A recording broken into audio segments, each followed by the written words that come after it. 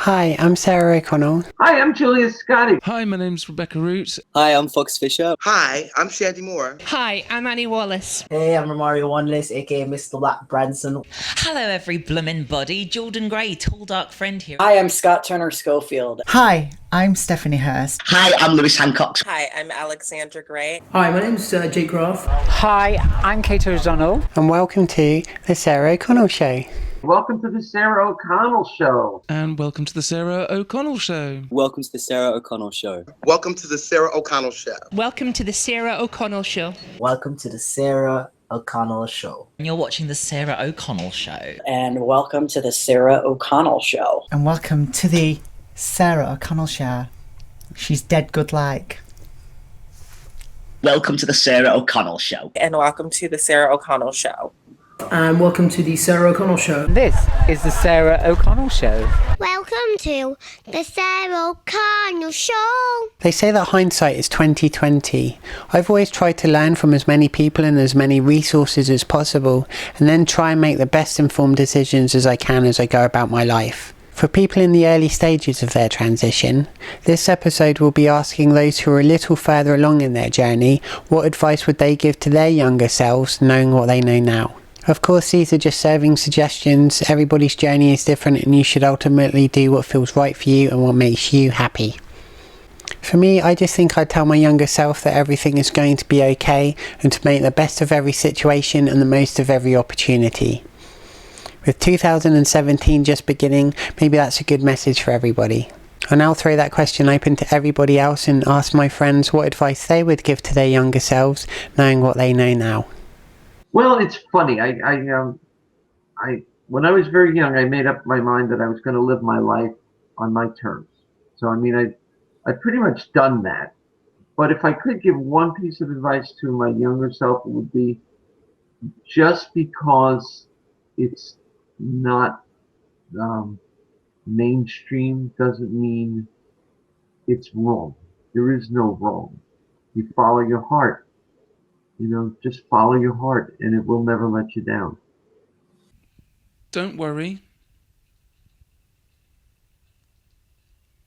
The inevitabilities of life are, as the name suggests, inevitable. Everything happens for a reason, and everything happens in its own time.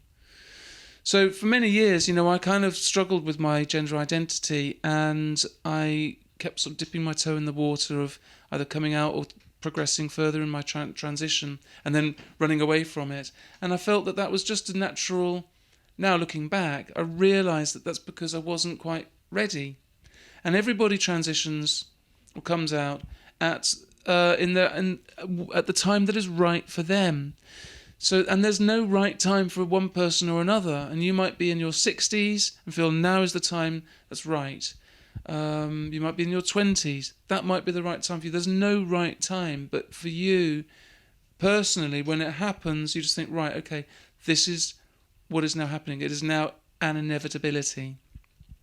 And because I've got that hindsight now, I wish that I'd had that knowledge back then, because I think I would have stopped sort of being so anxious and getting, panicky or afraid, when actually there's nothing to be afraid of.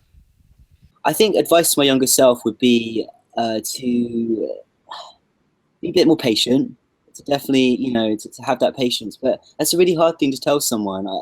I'd also like to tell myself just to, I was really hard on myself as a kid. I was really my own worst critic. And I think that if I could just tell myself just to relax a little bit, I think that would help somehow. But also I think I just didn't have the awareness around who I was. So it's hard to tell my younger self to kind of like do the research or whatever, because there just wasn't any information out there. But luckily kids these days do have a whole bunch of information available to them, and they don't have to suffer the way that I did as a kid, completely like not knowing why, things were so wrong and why I didn't fit into the world. It doesn't need to be like that at all. I would tell my younger self to be patient. Not everything's gonna happen as quickly as you would like for it to. but to just hang in there and get as much education as you can. That's what I would tell my younger self. It's very good advice. Oh gosh, be braver. Be braver. But my younger self was a younger self in the late 80s and early 90s, and I think the world has turned, and I wouldn't say to my younger self, come out, tell the world. I wouldn't say that, because I don't think that was right for me at the time. I don't think the world was right at the time. I think I probably would have lost my job. I think some of my friends would have walked away from me. So I think time and where we are in society influences that decision. I think that young trans people today coming up, or even older trans people, I think the world view now is so much more supportive than it used to be, and that is what's changing trans people's lives for the good.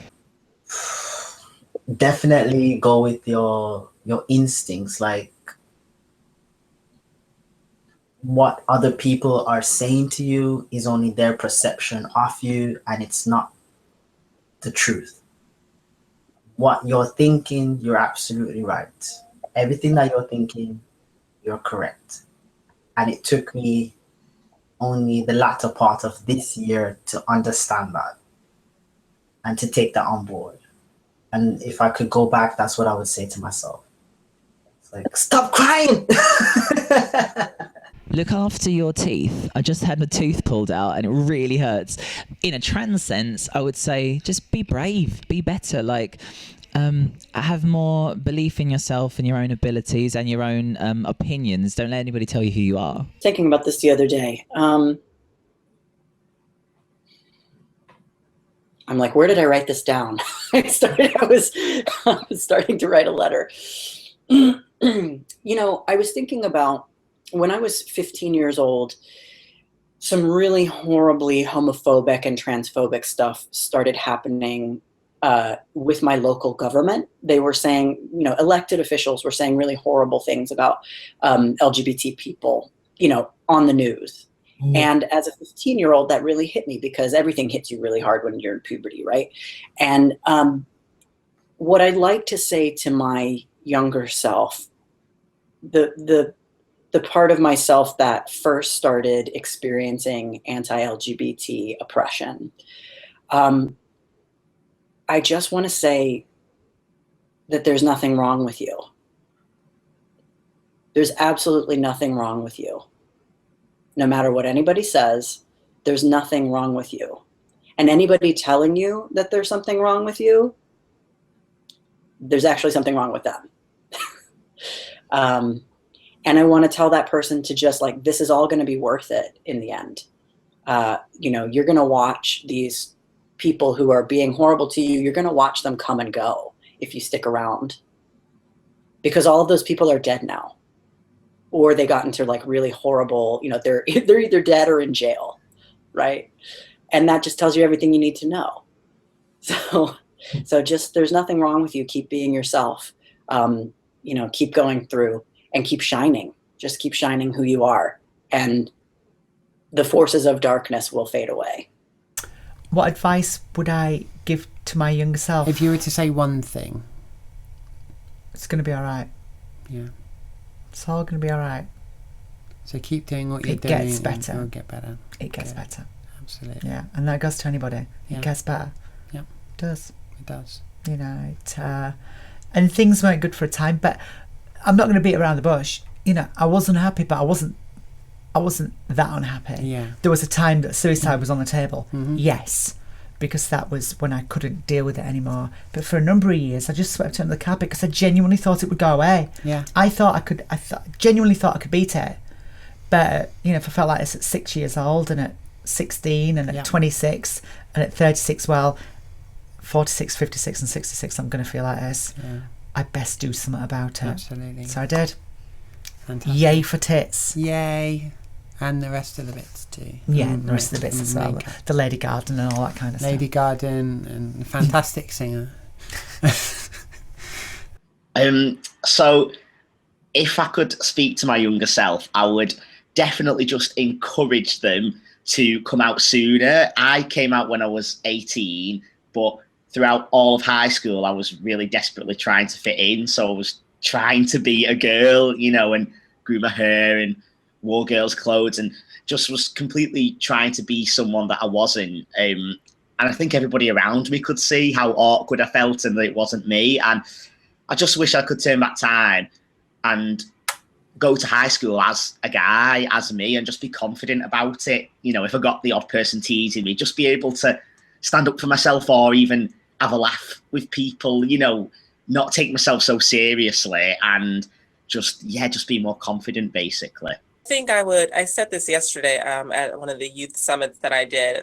I said, I would tell myself not to cry as much and that you're going to be okay, you know, because I think I did a lot of crying when I was growing up because, you know, life wasn't a good time. So I would just say to that younger person, don't cry as much. Don't be sad. Try to find happiness in, you know, activities and in other things.